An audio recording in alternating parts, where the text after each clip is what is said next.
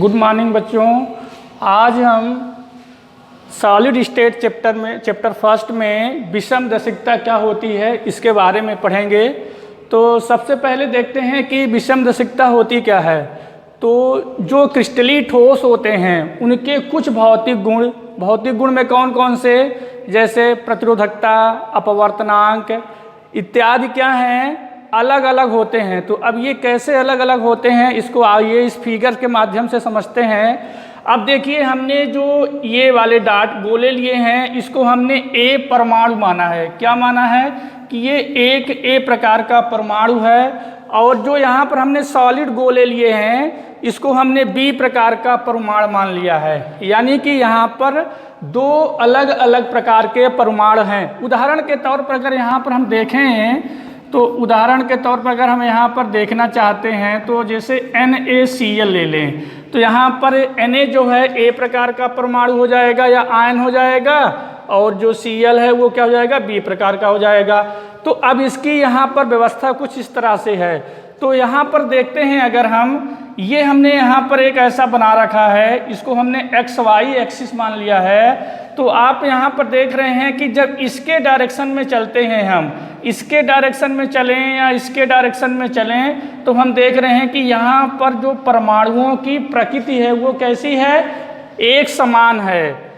जबकि अगर हम PY एक्सिस पर चलते हैं तो यहाँ पर देख रहे हैं कि अल्टरनेट एक अलग प्रकार का परमाणु है, यानी ए परमाणु है, दूसरा बी परमाणु है, फिर ए है, इस तरह से।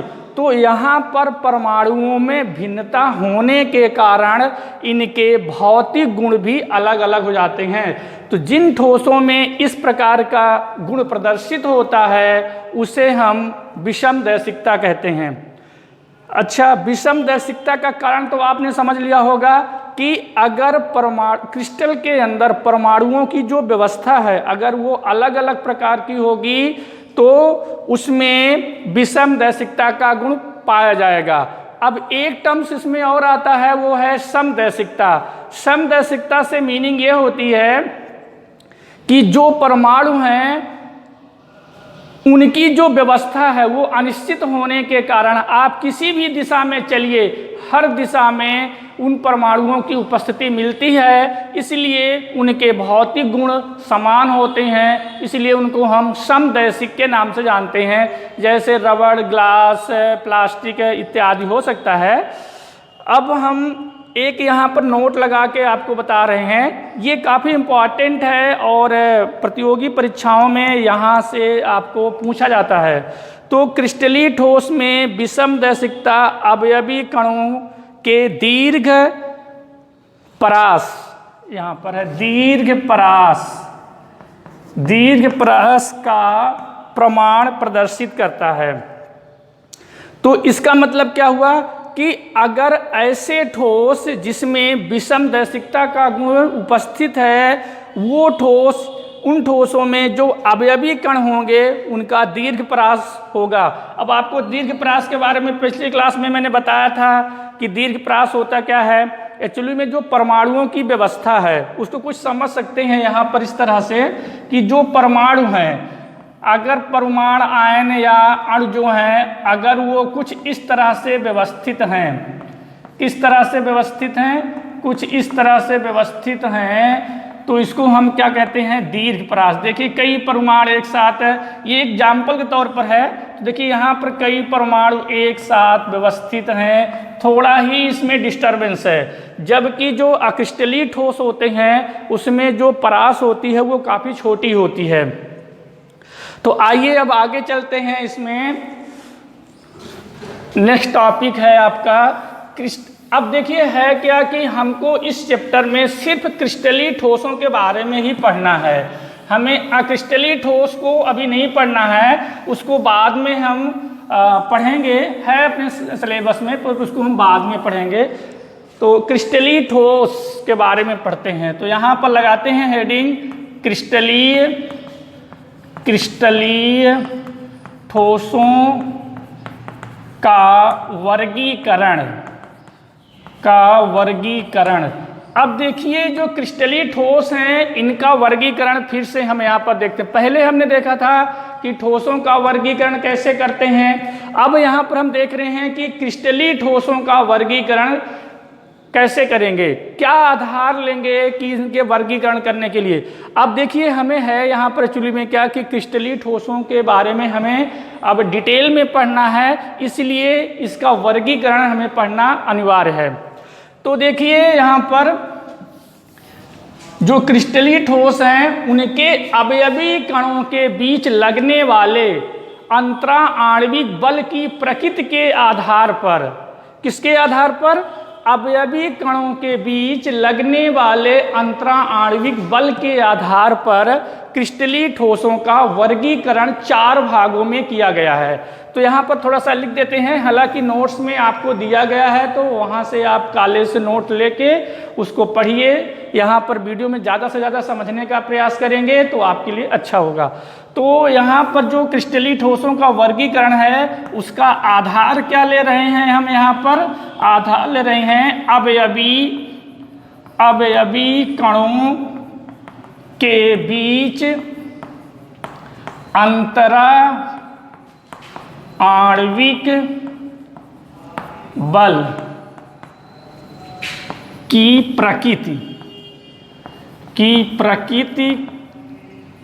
के आधार पर अवयवी ठोस कितने प्रकार के होते हैं, 4 प्रकार के। तो पहला जो प्रकार है यहाँ पर हम उसको लिख रहे हैं आणविक ठोस। कैसा ठोस लिख रहे हैं, आणविक ठोस। फिर इसके बाद दूसरा आता है आयनिक ठोस। फिर तीसरा हमारा है धात्विक ठोस। और जो चौथा है उसको हम बोलते हैं सहसंयोजक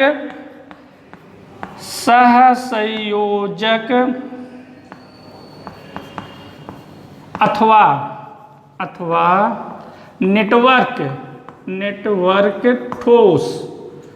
नेटवर्क ठोस।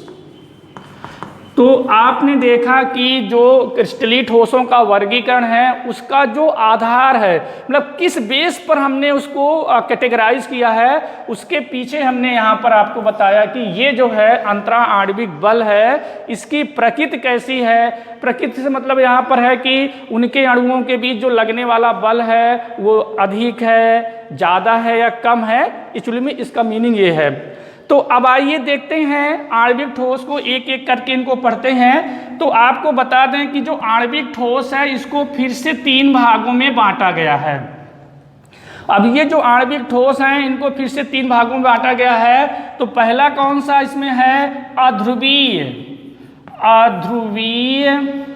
आणविक ठोस। अब मैं पूरा नहीं लिख रहा हूँ यहाँ पर, ये हो गया अध्रुवीय आणविक ठोस। फिर दूसरा है ध्रुवीय आणविक ठोस और तीसरा है हाइड्रोजन आबंधित। तो यहाँ पर मैं लिख देता हूँ हाइड्रोजन आबंधित आणविक ठोस। तो आइए अब इनको एक एक करके समझते हैं।